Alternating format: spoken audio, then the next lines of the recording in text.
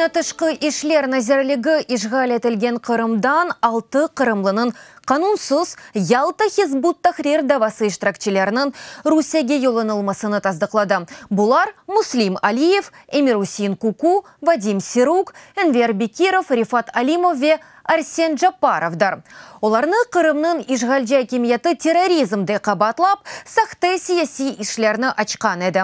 Русия ишғал етілген Қырымдан Украин ватандашларының канунсыз тарзда Русияге көчірмесіні тоқтатмалы. Ведерал оларны Украинаға қайтармалы. Бұл Украина тышқы ишлер назерлігінің талабыдыр. Ми хотіли ще раз наголосити, що відповідно до міжнародного гуманітарного права. Шуны да бір керек хайдетмеге істедіхке халқара гуманитар ұқуғына көрем. Ишғалжи девлетінің өз мәжбүриетлері бар ве о ишғал еткен девлетінің ватандашларыны тыжавуз девлетінің территориясына мәжбүрен көчіремес.